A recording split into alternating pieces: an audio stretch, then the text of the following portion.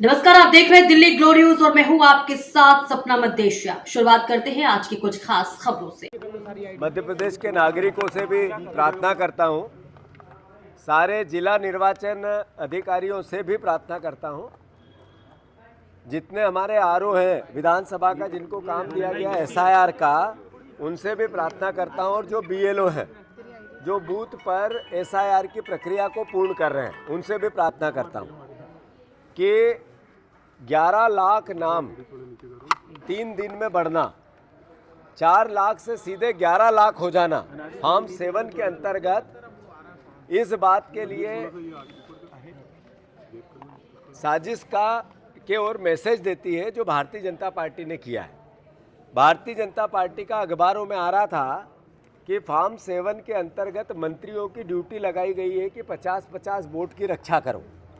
फिर एसआईआर, चूंकि बीजेपी का राज है, एसआईआर यानी निर्वाचन नामावली को शुद्धिकरण है, तो फिर बीजेपी की सरकार ने मंत्रियों की ड्यूटी क्यों लगाई।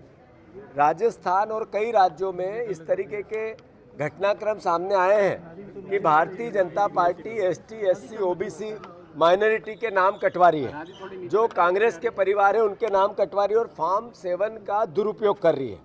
फॉर्म 7 के अंतर्गत एक व्यक्ति एक आपत्ति ले सकता है, पर बीजेपी के कार्यकर्ता एक ने 25-25 आपत्तियां ली। इसके प्रमाण हमने निर्वाचन आयोग को दिए हैं। मैं सारे निर्वाचन में काम करने वाले कर्मचारियों को निवेदन करना चाहता हूं, अगर एक बूथ पे भी अनियमितता मिली, आपने भारतीय जनता पार्टी का साथ दिया, भारत के नागरिक का होने के बाद नाम काटा या अवैध नाम जोड़ा, तो हम आपके खिलाफ पुलिस में एफआईआर कराएंगे। और यही निर्देश आज मुख्य निर्वाचन आयोग, मुख्य सर्वोच्च न्यायालय ने भी आसाम में और बिहार के संदर्भ में दिया है। मैं फिर से बीएलओ जितने, उनसे आग्रह करता हूं, आप ईमानदार लोग हो। 95% बीएलओ ईमानदारी से काम कर रहे हैं। 5% बीएलए बीजेपी के नेताओं के प्रभाव में आकर दुरुपयोग कर रहे हैं। मैं आपकी पूरी सीआर बिगड़ जाएगी। जितने बीएलओ हैं, अगर आपने एक भी नाम गलत तरीके से काटा या एक भी नाम गलत तरीके से जोड़ा, तो उसका भारतीय जनता पार्टी के लोग हथेली लगाने नहीं आएंगे आपके आगे के भविष्य के लिए।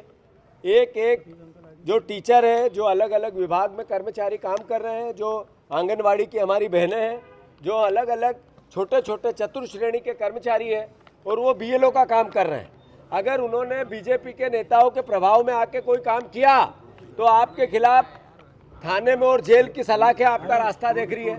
तो मैं फिर से, हमने कलेक्टरों को भी जगह, हमारे जिला अध्यक्ष जा रहे हैं, आज BLA 1 है, वो यही बात कहने की गलत तरीके से नाम न जोड़े जाए न काटे जाए। रायसेन में हमारे 20 परिवारों का एक व्यक्ति ने आपत्ति ली, उसके प्रमाण है। एक व्यक्ति ने 200 लोगों के नाम कटवाने की आपत्ति ली, उसके प्रमाण है। जिन लोगों ने आपत्ति ली, जब उनसे पूछा गया कि आपने आपत्ति ली, तो उनको पता ही नहीं है, उनके नाम से नकली आपत्ति ऑनलाइन चढ़ा दी गई है। ऐसी कई बातें सामने आई है, खासकर आदिवासी क्षेत्रों में, जहां पर पलायन कर गए आदिवासी।